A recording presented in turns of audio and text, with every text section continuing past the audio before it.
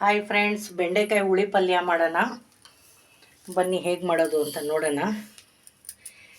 ಇವಾಗ ಎಣ್ಣೆ ಹಾಕಿದ್ದೆ, ಸಾಸಿವೆ ಹಾಕ್ತಾಯಿದ್ದೀನಿ. ಇವಾಗ ಸಿಡೀತು. ಈರುಳ್ಳಿ ಕರ್ಬೇವು ಸೊಪ್ಪು ಹಾಕ್ತಾಯಿದ್ದೀನಿ. ಅದು ಸ್ವಲ್ಪ ಫ್ರೈ ಆಗಲಿ, ಆಮೇಲೆ ಬೆಂಡೆಕಾಯಿ ಹಾಕೋಣ. ನೋಡಿ, ಇವಾಗ ಬೆಂಡೆಕಾಯಿ ಕಟ್ ಮಾಡ್ಕೊಂಡಿರೋದು ಎಲ್ಲ ಹಾಕ್ಕೊಂಡು ಸ್ವಲ್ಪ ಫ್ರೈ ಮಾಡ್ಕೊಳ್ಳೋಣ. ನಮಗೆ ಎಣ್ಣೆ ಎಷ್ಟು ಬೇಕೋ ಅಷ್ಟು ಹಾಕ್ಕೊಳ್ಳೋಣ. ಯಾರೆಲ್ಲ ನಮ್ಮ ಚಾನಲ್ ನೋಡ್ತಾ ಇದ್ದೀರೋ ಅವರೆಲ್ಲ ಸಬ್ಸ್ಕ್ರೈಬ್ ಮಾಡ್ಕೊಳ್ಳಿ.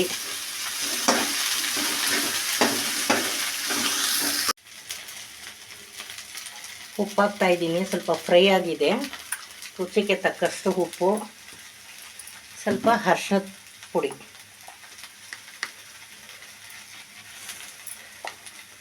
ಇದೆಲ್ಲ ಮಿಕ್ಸ್ ಮಾಡೋಣ. ಎಲ್ಲ ಮಿಕ್ಸ್ ಮಾಡಿಬಿಟ್ಟು ಟೊಮಟೊ ಹಾಕ್ಬಿಡೋಣ. ಈ ಲೈಟಾಗೆ ಇದು ಬೆಂಡೆಕಾಯಿ ಫ್ರೈ ಆಗೈತೆ, ಜಾಸ್ತಿ ಸೀಸೋದು ಬೇಡ. ಟೊಮಟೊ ಹಾಕ್ಬಿಡೋಣ. ಎಲ್ಲ ಮಿಕ್ಸ್ ಮಾಡಿಬಿಟ್ಟು ಚಿಲ್ಲಿ ಪೌಡ್ರ್ ಹಾಕ್ಬಿಟ್ರೆ ಈಸಿಯಾದ ಬೆಂಡೆಕಾಯಿ ಹುಳಿ ಪಲ್ಯ ಚಪಾತಿಗೆ, ಅನ್ನಕ್ಕೆ ಎಲ್ಲ ಚೆನ್ನಾಗಿರುತ್ತೆ. ಇವಾಗ ಸ್ವಲ್ಪ ಫ್ರೈ ಆಗಲಿ, ಆಮೇಲೆ ಚಿಲ್ಲಿ ಪೌಡ್ರ್ ಹಾಕ್ತೀನಿ. ನೋಡಿ, ನನಗೆ ಎಷ್ಟು ಖಾರ ಬೇಕೋ ಅಷ್ಟು ಅಚ್ಚ ಖಾರದ ಪುಡಿ ಹಾಕ್ತಾಯಿದ್ದೀನಿ.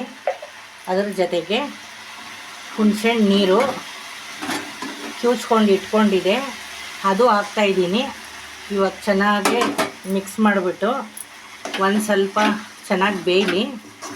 ಬೆಂದಮೇಲೆ ಆಮೇಲೆ ಸರ್ವ್ ಮಾಡ್ತೀನಿ. ನಾವು ಪರೋಟ ಚಪಾತಿ ಮಾಡ್ಕೊಂಡಿದ್ದೀವಿ ಇದಕ್ಕೆ. ನಮ್ಮ ರಿಲೇಟಿವ್ ಒಬ್ಬರು ಬಂದಿದ್ದರು, ಇದೇ ಥರ ಮಾಡಿದ್ದೆ, ಅವ್ರಿಗೆ ಚಪಾತಿ ಮಾಡಿಕೊಟ್ಟಿದ್ದೆ.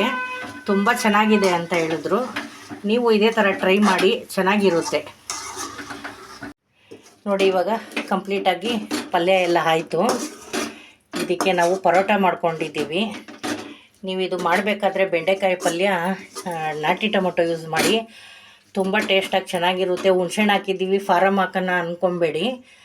ಅನ್ನಕ್ಕೆಲ್ಲ ಪುಳಿಯೋಗರೆ ಗೊಜ್ಜು ಜೊತೇಲಿ ತಿಂದಂಗೆ ಇರುತ್ತೆ. ನೋಡಿ, ಇವಾಗ ಪರೋಟ ಮಾಡ್ಕೊಂಡಿದ್ದೀವಿ.